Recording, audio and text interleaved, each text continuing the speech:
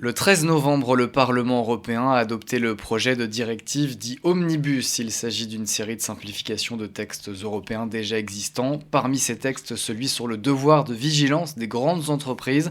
Dans une tribune publiée il y a quelques jours dans le Nouvel Obs, plus de 250 entreprises, syndicats, organisations et personnalités de plus de 30 pays ont demandé au chef d'État de revenir en arrière sur ce vote. La CGT fait partie des signataires. On en parle sur Euradio avec le secrétaire confédéral du syndicat chargé de l'Europe et de l'international. Bonjour Boris Plazy. Bonjour. Alors pourquoi ce vote sur le devoir de vigilance grâce aux voix de la droite et de l'extrême droite au Parlement européen est une très mauvaise nouvelle ? C'est une très mauvaise nouvelle pour les travailleurs et puis pour la société de manière un petit peu plus globale. C'est une très mauvaise nouvelle parce que en fait, d'abord, c'est un fait assez inédit, mais au niveau européen, c'est la coalition de la droite et de l'extrême droite, ce qui est assez nouveau au niveau européen, pour détricoter le droit du travail, le droit des entreprises sur les questions sociales, environnementales et humaines. On va revenir sur les conséquences, évidemment, l'analyse politique qu'on peut tirer de cela, mais simplement sur ce vote sur le devoir de vigilance, qu'est-ce que ça change très concrètement ? En fait, ça, sous prétexte de vouloir simplifier le droit du travail, en fait, ça retire concrètement des droits aux salariés et aux représentants des salariés, notamment pour les informer de l'activité du donneur d'ordre dans la chaîne de sous-traitance. Il faut se rappeler juste que il y a quelques années, il y a eu un bâtiment qui s'est écroulé sur des milliers de travailleurs, qui s'appelle le Rana Plaza, et c'est à partir de là qu'on a commencé. Au Bangladesh.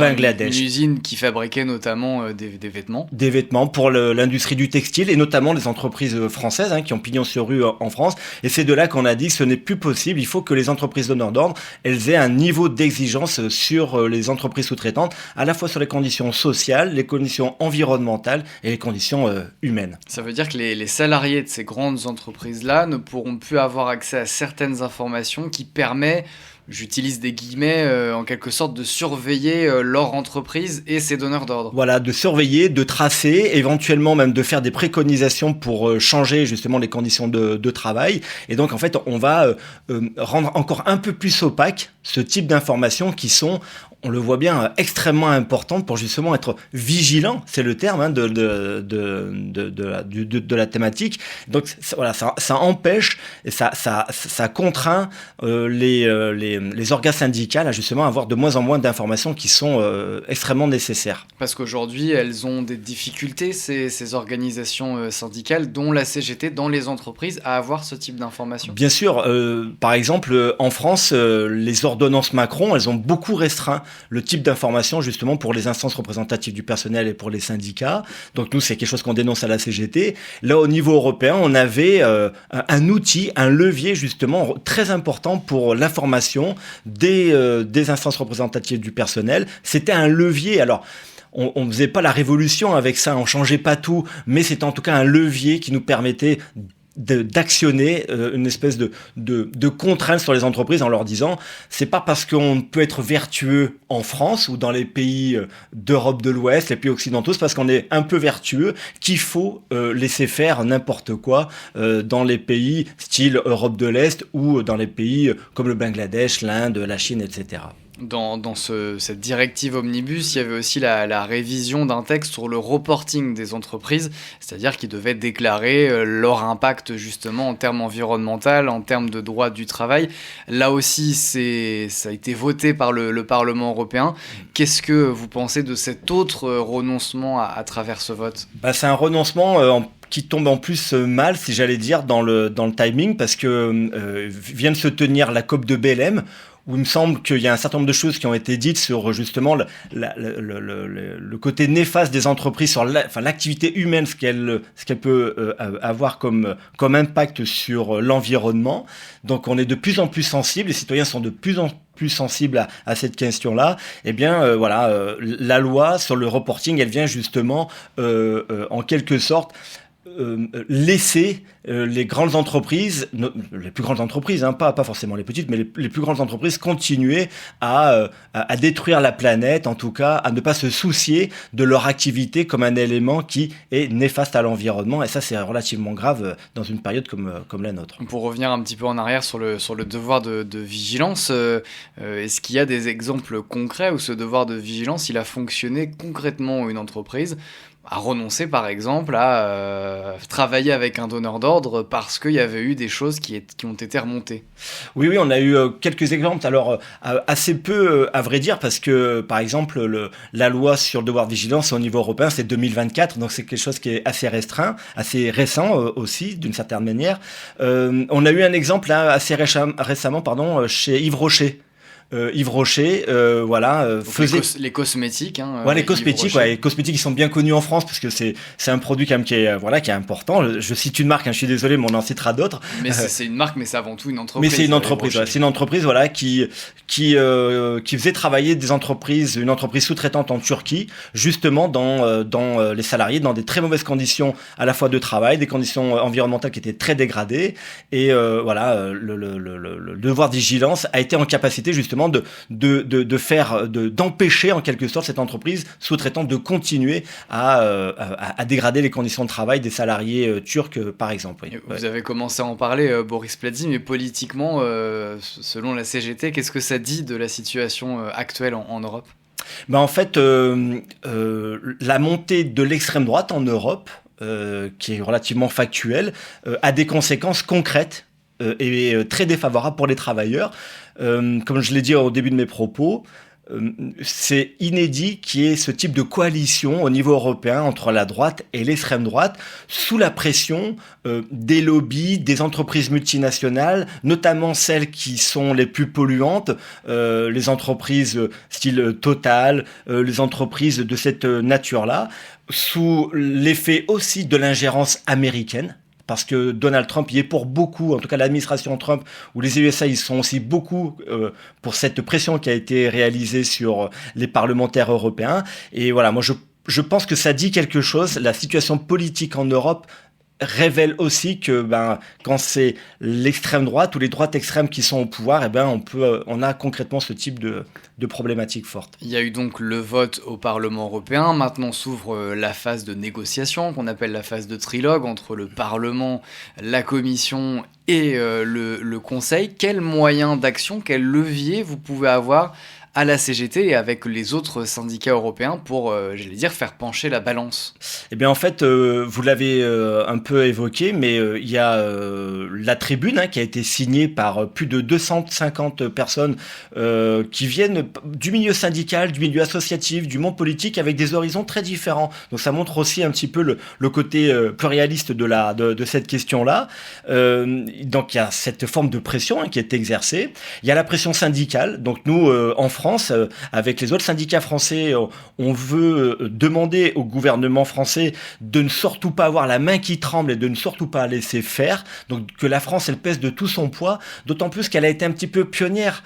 On était un peu les premiers en France à avoir déjà discuté, réfléchi et avoir fait une loi sur les questions de devoir de vigilance. La loi européenne, elle allait encore plus loin, donc ce qui était aussi très intéressant. Mais on a quelque part une histoire. Et donc, le gouvernement français doit pouvoir peser de tout son poids, justement, pour faire en sorte que ce trilogue revienne complètement sur le premier texte qui a été écrit, parce que vraiment, il ne convient pas du tout. Donc, il y a cette pression-là que nous, on fait en France.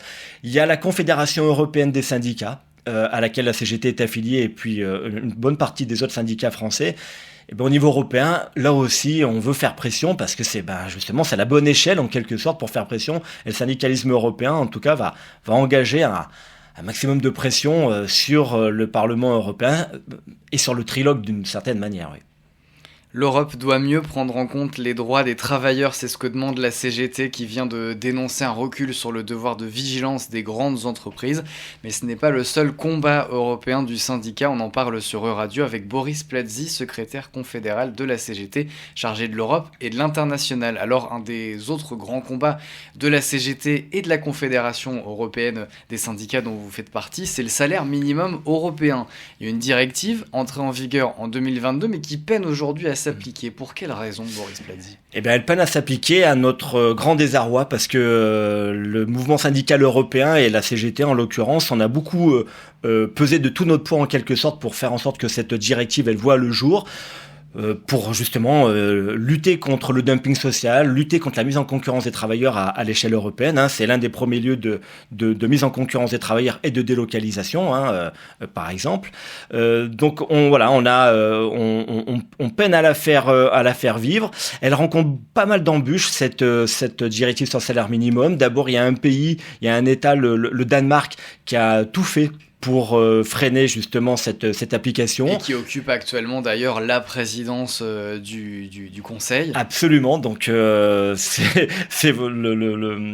les planètes sont alignées en quelque sorte, mais voilà, la Cour européenne de justice, elle vient justement de confirmer la directive qui avait été décidée, qui avait été votée, et donc nous on demande à ce qu'elle connaissent une application la plus rapidement possible, y compris dans le droit français, parce que nous, on a un salaire minimum en France, le SMIC, qui est décidé par le gouvernement. Chaque année, il est réévalué, il est indexé sur l'inflation, le coût de la vie, mais on pense que la directive, elle peut aussi nous aider à améliorer notre SMIC en France.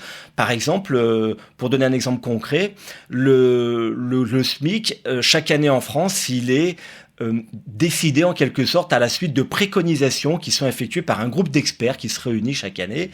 Et bien ce groupe d'experts, c'est quelques économistes qui auditionnent séparément les organisations syndicales et patronales et qui décident de faire des préconisations.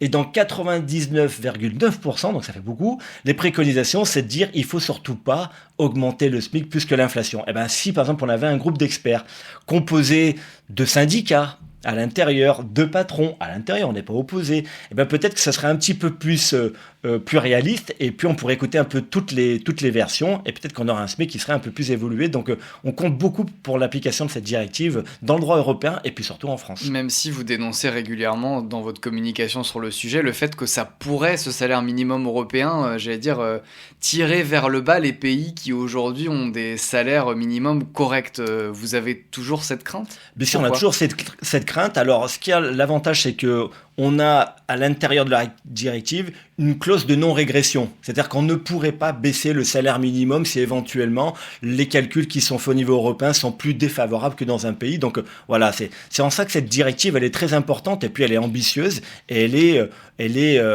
plutôt costaud, quoi. Ça permet de protéger. Il faudrait pas effectivement qu'on en vienne à baisser les salaires. Voilà. Mais nous, on avait regardé avec la CES. Il y a une grande majorité de pays en Europe qui verraient leur salaire augmenter, et notamment dans les pays d'Europe de l'Est qui en ont vraiment beaucoup besoin. Alors là, actuellement, au niveau européen, l'un des grands débats, c'est autour du cadre financier pluriannuel qui a été proposé par la Commission. C'est en quelque sorte le budget européen. C'est pour la période 2028-2034. D'un point de vue social, comment vous jugez à la CGT la proposition de la Commission qui doit évidemment encore être débattue ? Bien, en fait, on assiste encore une fois à une forme de cure d'austérité, d'une certaine manière, sur les budgets sociaux.